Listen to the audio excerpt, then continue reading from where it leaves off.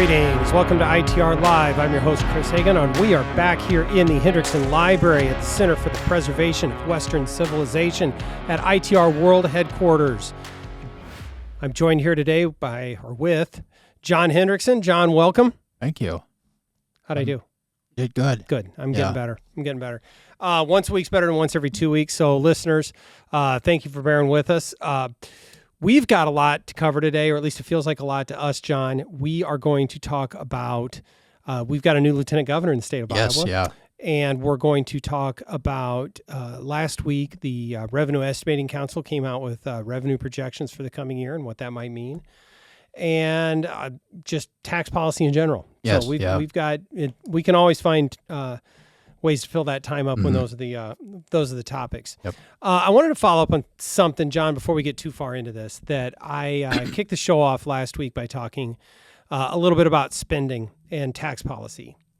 And the gist of that was, if you want to cut taxes, you have to limit spending. Well, I've got another thing to add on to that. If you want to cut taxes, you're going to have to tell people in government to do with less. And that might make them mad.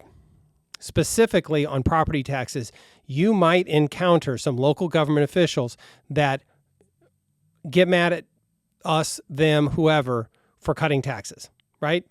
Yeah. Doing more with less, it might make them mad. But let's not forget that cutting property taxes is an overwhelming bipartisan issue that should be a top agenda item for this year's legislature, and it needs to be far more than adjusting formulas. The people of Iowa were told in this last campaign that the legislature is going to work on property taxes. And it needs to happen. And That's it's right. going to make local government officials uncomfortable, and our legislators have to be ready to do that. Yes, yeah. You're absolutely right. Because there's way more of us than there are of them. Yeah. And when I say us, I mean over half of Democrats that are frustrated and want to see progress. Commanding majorities of Iowans want property tax relief. Has to be top of mind for the legislature this year. Okay, good. Well, news today, we're recording on a Monday, and Governor Reynolds, after, I think it's been a couple months since Lieutenant Governor Gregg stepped down, but announced her pick for our new Lieutenant Governor, which was State Senator Chris Cournoyer of, I want to say she's from, and I had this printed out here, John. I was right. She's from LeClaire, but Clinton, North Scott, that area. So was Senator Cournoyer one of the names you'd heard on the rumor mill? No, not at all. Yeah. I think me either. But I think what was remarkable about this is that there really were no rumors about this out at all. I mean, setting aside we'll get to the actual pick itself here in a minute, but I am impressed at the ability of the governor's office to plug all the leaks. Yes, yeah. In there. Not saying that they're leaky in general, but it's the kind of thing usually you get kind of a heads up on. And I didn't see this one coming. Yeah. So, I was talking with some other state senators already today who, they like Senator Cournoyer and think she'll do a good job. I think I was in the legislature for 2 years with her. She always seemed very sharp to me, very friendly and helpful, and I think she'll fill that role well. I think at the end of the day, it's somebody clearly that this governor feels comfortable with, wants to work with, and trusts. And she even said that in her comments. Yes. Is that it's somebody that she thinks is ready to step into her role should something happen. And I guess ultimately that's the big thing, right? Yes, yeah. So, well, good.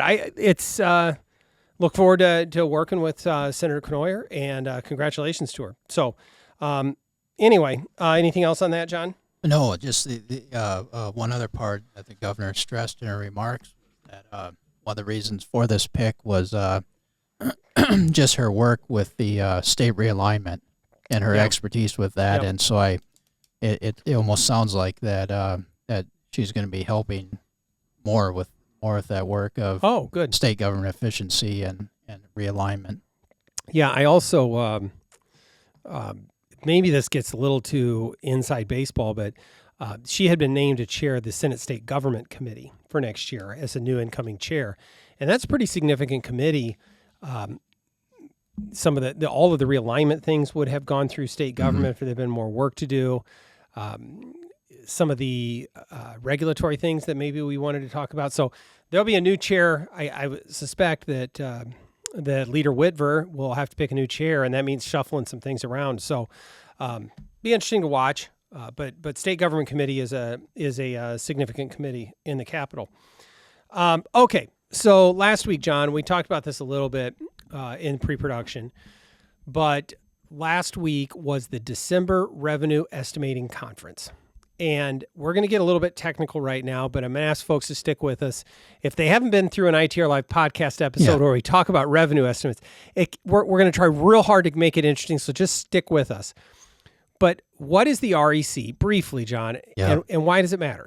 The REC, it's a revenue estimating conference. It's a 3-member panel consisting of the representative of the executive branch, which is the governor's appointee, which is Director Craig Paulson, the Department of Management, the director of the LSA, Legislative Services Agency, and then there's a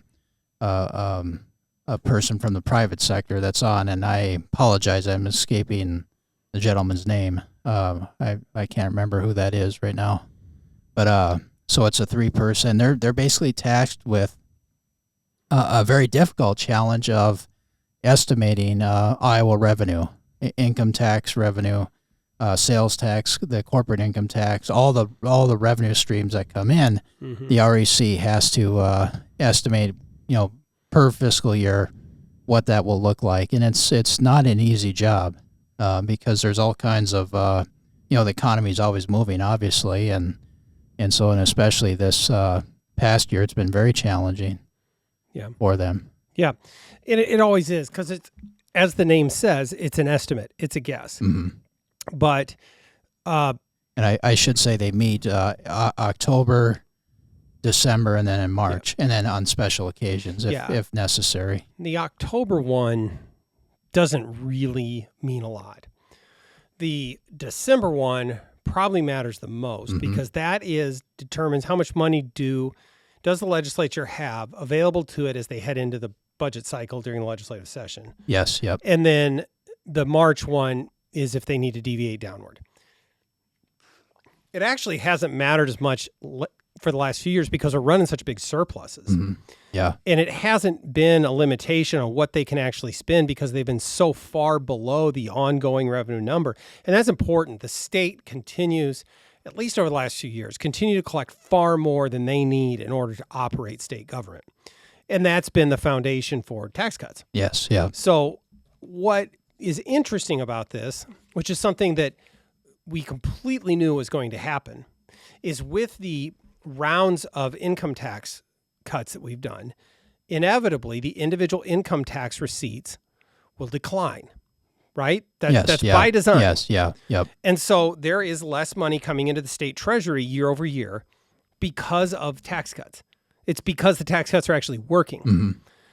Interestingly, inside of this, the sales tax numbers continue to grow at a pretty strong clip. Yeah. They have a current fiscal year over the last one growth of 4.6%.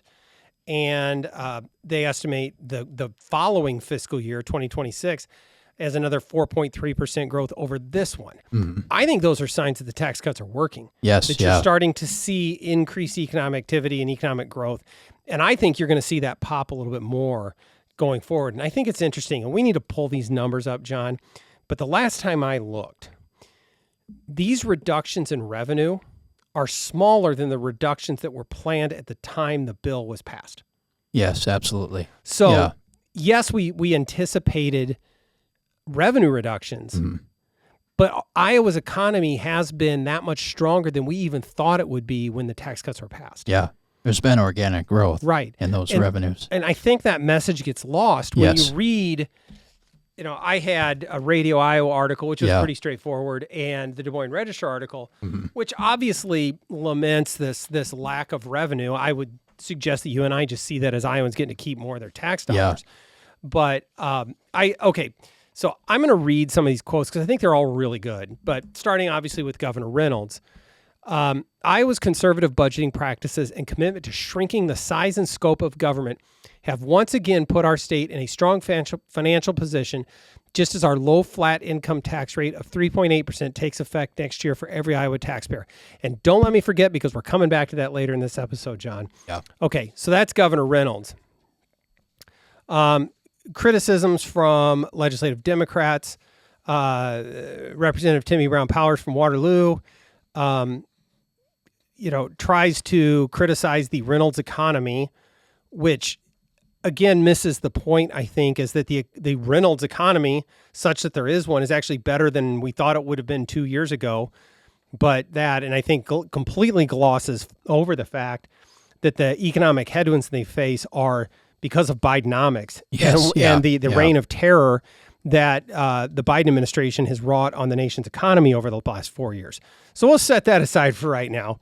Senator Janet Peterson from Des Moines, her comment, she had to pivot to ESAs. Iowa's revenues are still declining. With the floodgates set to open on the Republicans' private school voucher program, it's more important than, so on and so forth. So blaming vouchers, never miss a chance to try and hit that one. And I think both of those missed the mark about what's actually happening here. I'm going to wrap this up with comments from Senate Majority Leader Jack Whitver. For too long, state government has been taking too much money from working Iowans. Seems like something that you and I have talked about too. And I don't know if we borrowed it from him or he borrowed it from us, but we'll all take credit together. Years of historic tax cuts have reduced the amount of money confiscated from Iowans.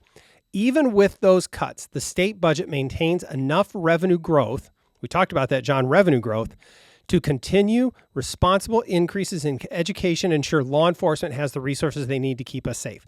So he almost preemptively hits those criticisms, is that education is still getting increases every year. Yeah. We're still doing the things that state government needs to do and delivering historic tax relief. Yeah. So I liked both of those comments from Governor Reynolds and Leader Whitver.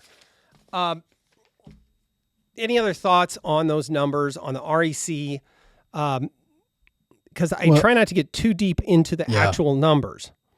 I think it's important to understand, one, that the revenue estimate is very important just for the budget purposes, but at the center of, I would say at the center of all good public policy is conservative budgeting. And Governor Reynolds and the legislature have done a really good job at this. And this is why, for example, you have a libertarian organization like the Cato Institute that is, as we talked about, has rated her for the second time to be the most fiscally conservative governor in the nation. Now, when I forget the exact wording of the Register's headline, but basically you saw a lot of headlines coming out of this December REC that made it look like it was negative, that, the revenue was a negative thing. And they forget, whose money is this to begin with? Right. Just like in property taxes, the local governments think it's their money. The government thinks it's their money. But, Senator Whitver is absolutely right. Whose money is this to begin with? It's the taxpayers. That's where it comes from. And so, in a sense, if that revenue is down, where is it being? It's taxpayers are keeping that, which means that money is being better used in the private sector by individuals and businesses. And the other thing, what amazes me is, look at the states that have high taxes and are spending. Minnesota is a good example. I mean, they just blew a $18 billion budget surplus, and right now they're facing a budget crisis. And you can look at other progressive Democratic states. That does not work. And so the idea that you can spend yourself into prosperity is just economic nonsense. Yeah. I mean, it's just ridiculous. And so. And Director Paulson pointed out that, there's, combined we have over $6 billion in unspent money. that's there, and that's all because of conservative budgeting, and that's why we've been able to reduce taxes and have a very competitive tax code, and have a 3.8 flat tax that's going to benefit taxpayers come January. Well, we're getting there, John. Yeah, we're getting there. I want to say this about, because you touched on this, and I want to expand on it a little bit. When we have made these, starting with the 2018 tax bill, it was cut revenue tax cuts into the surplus, into the overpayment that Iowans were making. It was about right-sizing the tax collections to the ongoing needs of state government. And the big move to 3.8 still does that, but it will, and we talked about this last time. We talked about it when you said that Director Paulson made this comment too. It's going on a year-by-year basis for the next couple of years. It's going to go negative a little bit. And again, it's by design.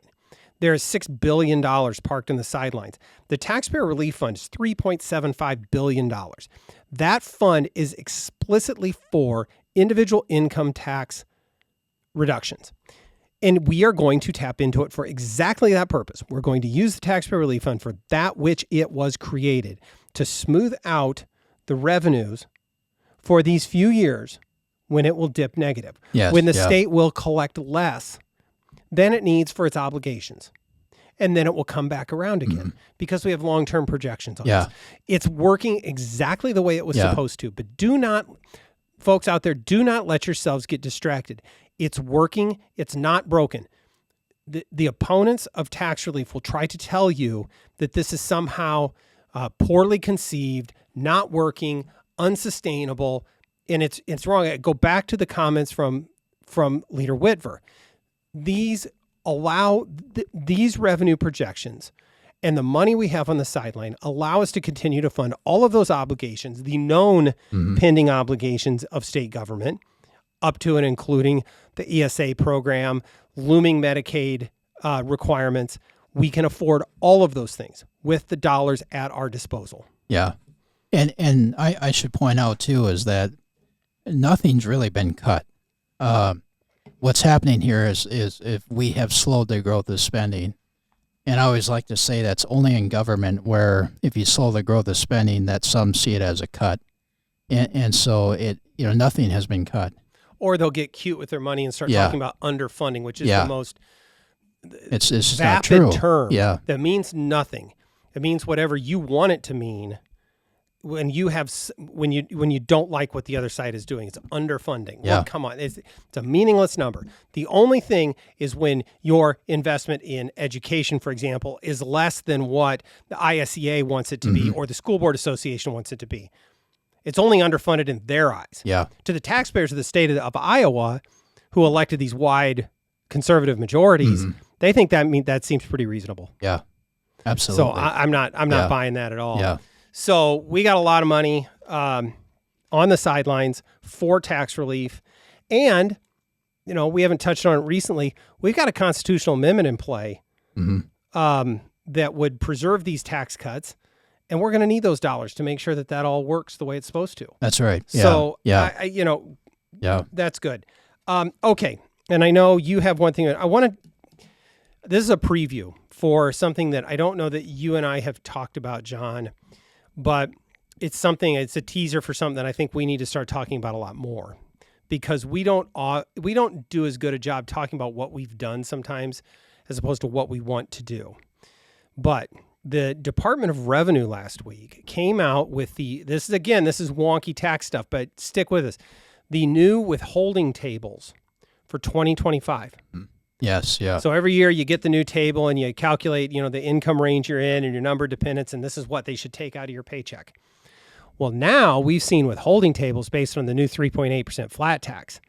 And lo and behold, starting January 1 of next year, Iowans who are subject to that payroll withholding are going to see a lot more money in their paycheck.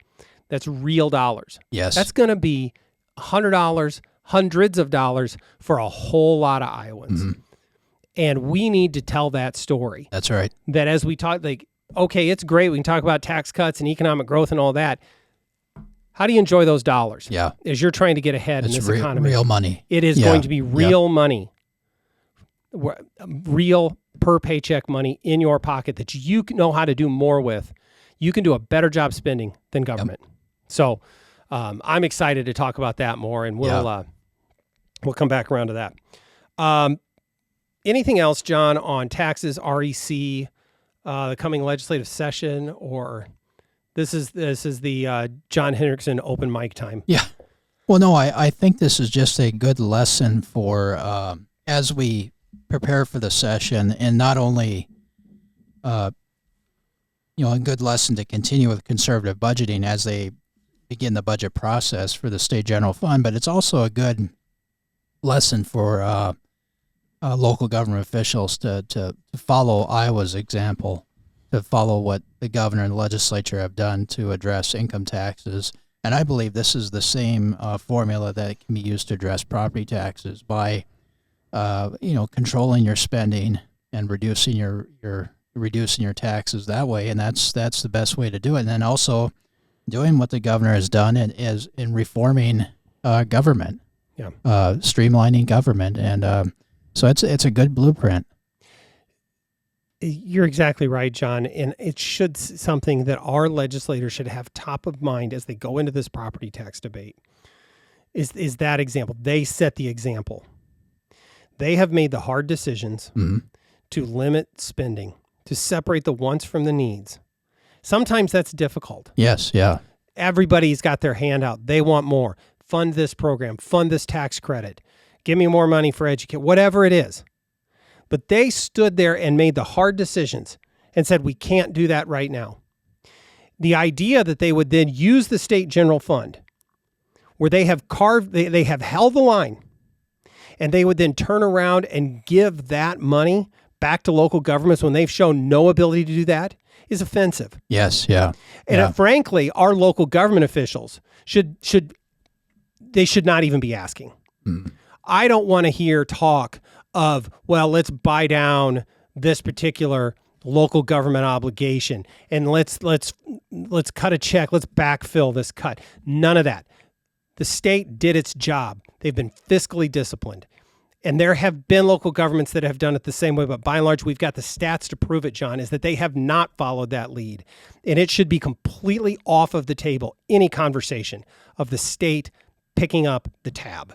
Yes, that's right. Those are local spending decisions at the local level, and that's where the spending limitations need to occur. Good. Yeah. All right. So it's all good. Yeah. It's all good. We're absolutely going the right direction. I'm going to close with this just because it's on my mind, John.